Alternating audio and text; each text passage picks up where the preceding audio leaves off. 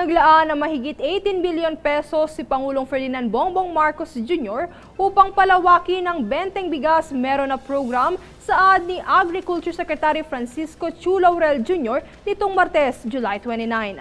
Layunin ng programang ito na mabigyan ng mahigit 60 milyong Pilipino ng access sa halagang 20 pesos per kilo na presyo ng bigas. Dagdag ng kalihim, ang presyo na 20 pesos rice program ay iba pa sa binigay na 9 billion pesos na pondo ng palay na iahain ng General Appropriations Act para sa susunod na taon.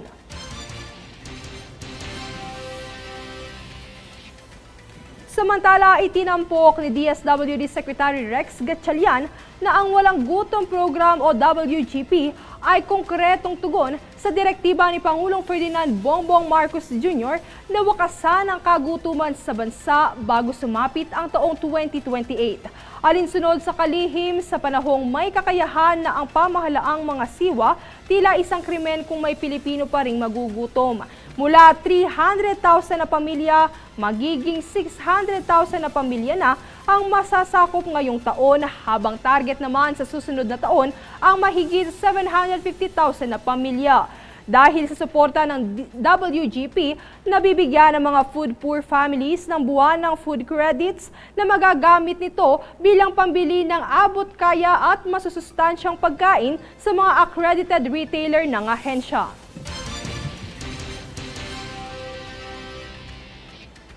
Inanunsyo naman ng Korte Suprema na nakumpleto na ang draft para sa kauna-unahang panuntunan ng interpretasyon ng Filipino Sign Language o FSL sa hukom. Isa itong hakbang upang maging mas accessible ang court proceedings sa mga bingi o deaf community.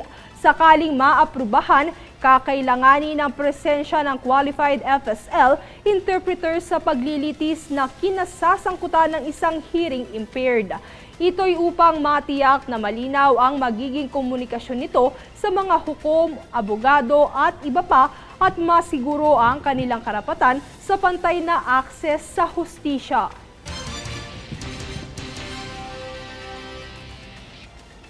Matapos naman ipahayag ni Congressman Jude Asidre ang issue sa umano'y underperformance ng Department of Tourism, nagpaliwanag naman ang kalihim na ito'y underfunded. Tunghayan ang ulat mula kay Jade Buhoy. Hayagang nilinaw ng Department of Tourism o DOT ang pahayag ni Congressman Jude Asidre ng Tingog Party List ukol sa tila pagbatikos sa umano'y underperformance ng ahensya. Giit ng kalihim ng DOT na si Cristina Garcia Frasco, perhaps the wording that our good congressman should have used was not underperformed but underfunded. Nagpayag din ang kalihim tungkol sa mga napunan na hindi paglagpas ng rating sa nakaraang 5 taon. Direktang tumutukoy ito sa malaking pagbawas sa budget kumpara sa bilyong-bilyong pondo noong pre-pandemic. You get back what you give. Pre-pandemic, for one, since we're talking about funding, pre-pandemic funding for tourism promotions were easily over 1 billion pesos. Aniya, isa rin sa mga humadlang sa kanilang operasyon ay ang mahigpit na visa policies at mga hamong hindi naranasan noon. Naniniwala ang DOT na kung ililimita sa tunay na pangangailangan ang panukalang budget para sa 2026, mataas ang tsansang ito'y maaprubahan. Dito pinunto rin ng ahensya na dapat magbase sa tiyak na datos sa pagtingin sa kompetisyon sa turismo, lalo't malalang sama ng panahon ang isa sa mga humadlang sa pagpili ng mga dayuhang turista sa Pilipinas. Dahil dito pinalalakas nila ang kolaborasyon sa iba't ibang sektor at ahensya upang mapabuti ang infrastruktura at mga tourist destinations sa bansa. Bahagi rin ng tugon ng DOT ang muling pagsusuri sa National Tourism Development Plan para ito'y maging akma sa kasalukuyang sitwasyon. Mariin din nilang tinutulan ang di umano'y hindi makatarungang pagtag sa Pilipinas bilang least safe country to travel na ayon sa kanila ay nakaapekto sa milyong-milyong Pilipinong umaasa sa sektor ng turismo. Pagpapaalala ng kalihim na ang pondo para sa kanila ay dumedepende sa Kongreso, kaya't hindi makatwiran ang pambabatikos sa ahensya o sa mga taong nasa likod nito. From 1.2 billion to to only 200 million in 2024 and slashed it by half yet again to only 100 million in 2025.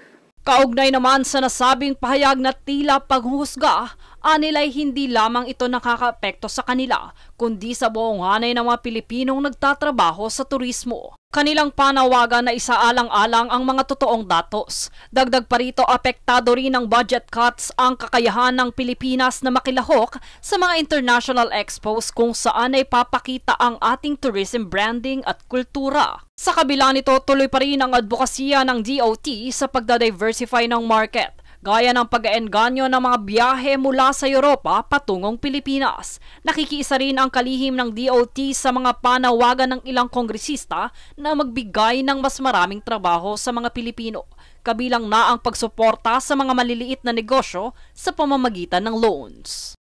Jade Buhoy, nag-uulat para sa Golden Nation Network.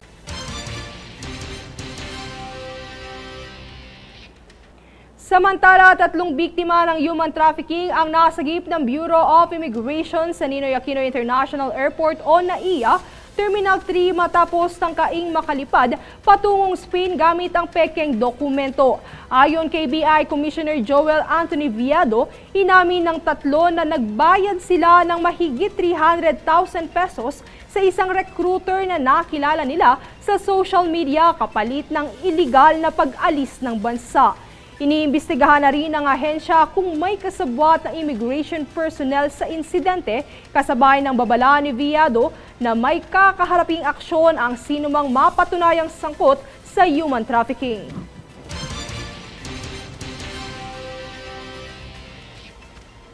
Lumahok naman kamakailan ang Bureau of Customs o BOC sa isang study visit sa France sa ilalim ng UNODC-WCO Passenger and Cargo Control Program upang palakasin ang kakayahan ng mga opisyal sa pagtukoy at pagpigil ng iligal na kalakalan na mapanganib na basura tulad ng plastic, e-waste at kemikal.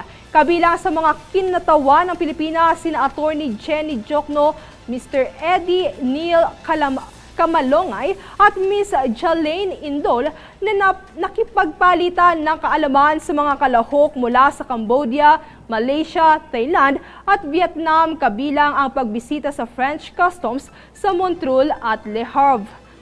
Ayon kay Commissioner Ariel Nepomuceno, ang partisipasyon ng BOC ay patunay ng matibay na suporta ng ahensya sa mga internasyonal na pamantayan para sa seguridad sa hangganan at pangangalaga sa kalikasan.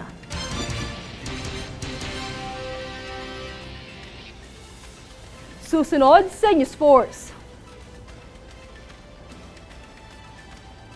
Makati Councilors kontra sa pagtaas ng property tax.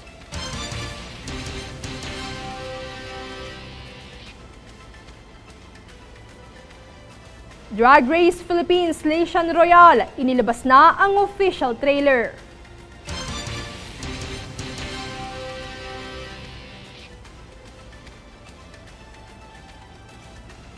'98th founding anniversary ng Chinese People's Liberation Army, ipinagdiwang sa Pilipinas.